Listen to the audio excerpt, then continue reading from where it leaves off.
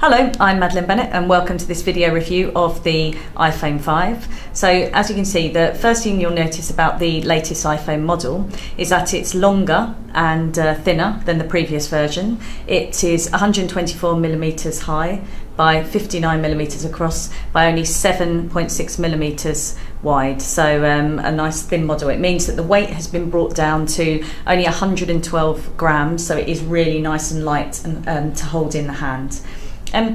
Around the edge of the iPhone 5, only one thing has changed, a couple of things have changed. So you've still got the power on and off button on the top, and then moving around here, still the volume controls on one side, and then we've still got the SIM slot on the other side.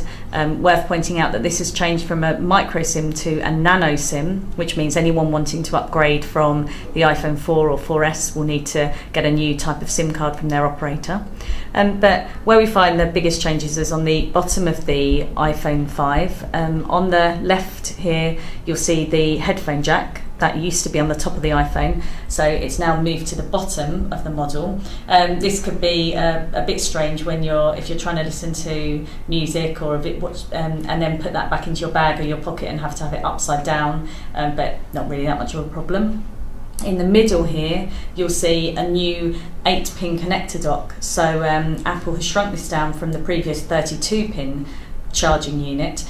And this was again to help it get a thinner and lighter model for the iPhone 5.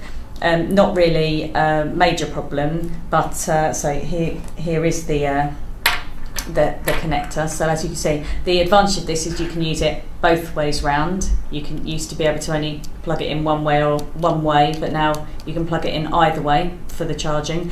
It's still USB. But for iPhone 4S users, it means that you won't be able to use the same connecting docks for your iPad and iPhone anymore. Okay, moving on, the screen on the iPhone 5, as you can see, it's really nice, clear, bright screen with really vibrant colours. This is a 1136 times 640 pixel screen. It's 16:9 aspect ratio. So what that means is that you'll be able to watch proper widescreen videos in their normal format without having any black bars running along the side of them. I'll see if I can bring up a video here to show you. So if we look for, there we go, and we'll wait for this to load up. As you can see, the images on the screen are really clear and vibrant. It might not load up because our wireless network here isn't great, so we'll try that again later. But so images are really clear and vibrant. If I bring up image here, as you can see, the colours are great. You can see loads of detail here. When you zoom in, no pixelation, no fuzziness, so a really excellent camera. And a couple of additions on the camera. You've now got the option to take a panorama shot. So this means where you can actually scroll the phone round up to 270 degrees to get a widescreen image. So this is great if you're going away and want to take scenery pictures. And the other new feature is if you're filming, you'll notice a new camera icon appears in the bottom right hand side of the screen, and that means that you can take a still image during the filming process. So again, another new addition here. That's really a couple of features that were already available on the Android platform that Apple has now brought to the iPhone. Also, another change, there's now an A6 dual-core processor. Apple says this makes it up to twice the speed for playing games and doing web browsing. We were always quite impressed with the previous A5 processor on the iPhone 4S, so we haven't noticed a huge speed difference, but we've only been using this for a few days, so maybe that will come over time. Another thing to mention is the new headphones. As we say, the headphone jack has moved, and Apple has finally done a big overhaul on the design of the headphones. So we now have, if I can show you, earbuds. So these earbuds, as you can see, they're rounded and curved and shaped much more comfortably to fit in the ear, as opposed to the previous circular ones. I've been using them and I can say they're much better and work much closer to the noise cancellation type of headphones. So when you're listening to them, you cut out a lot of the background noise and get more of the audio that you want. So a really good move there from Apple on the headphone front.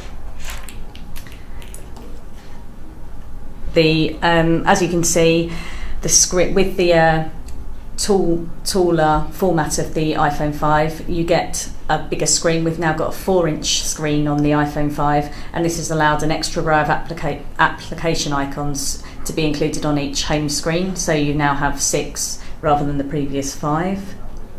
The battery on the iPhone 5 has been fine. It's pretty much standard for an average smartphone now. We managed to watch about 2 or 3 hours of video, listen to about an hour or so of music, use it for a couple of hours for general web browsing and emailing and some text messages and phone calls, and that was pretty much the 100% of the battery used up. So from turning it on one morning, we woke up the next morning to have about 10% left. So you'll need to charge it up each evening, but as we say, pretty standard now for a smartphone. And on to the another big change here is that it's running iOS 6, the latest version of Apple's mobile platform. There's no really major additions here. Safari has been slightly improved, but the one big headline news is that the Google Maps has disappeared, and we're now left with Apple Maps, which has not been very well received, and it is pretty poor at the moment.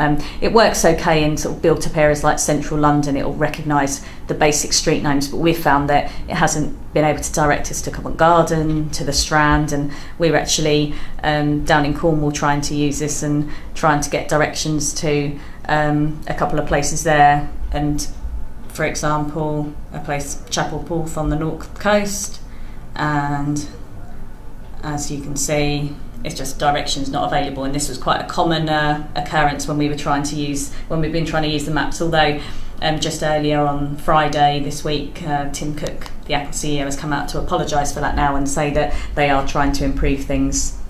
And this is a 64 gig version of the iPhone 5, which retails at £699.